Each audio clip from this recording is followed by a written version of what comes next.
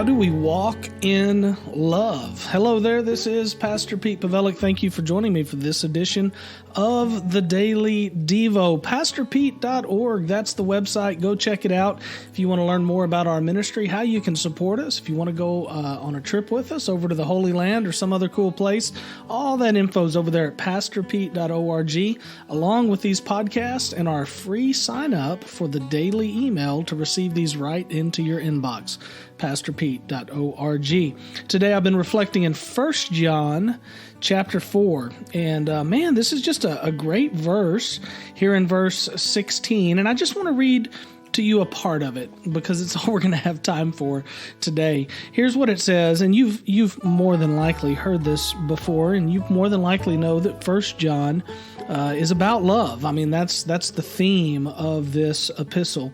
But here's what it says: God is love, and the one who remains in love remains in God, and God remains in him. I mean, that sounds pretty serious. Sounds like something we probably ought to pay attention to. God is love. We know that. We've experienced that in our lives. We probably have difficulty defining that and defining what that means, but we know that God loves us. We know that God sent his son to die for us. Many of us have accepted that. We've confessed that. We've believed that. We're living our lives in light of that. And that's really who this verse is for. God is love, and the one who remains in love remains in God, and God remains in him.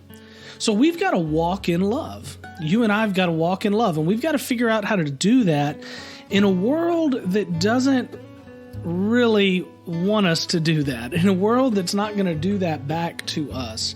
I've been walking through some situations here lately that this has been tough.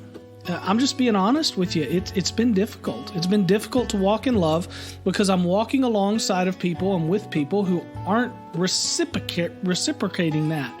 And so I've been thinking a lot about what does this mean to walk in love? I think it really comes down to a couple of things. Number one, if you're going to walk in love, you're going to have to learn how to forgive people. You're going to have to learn how to forgive people before they deserve or earn your forgiveness. You're going to have to learn how to forgive people, whether they want to be forgiven or not.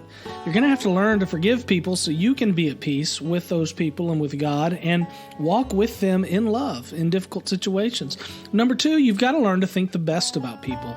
We live in a world that always seems to think and promote the worst about people instead of the best. We need to learn to give people the benefit of the doubt.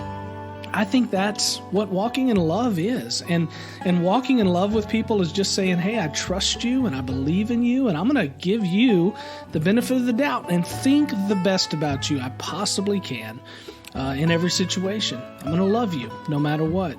And then we need to sacrificially love people. And that really comes back to thinking the best and forgiving people.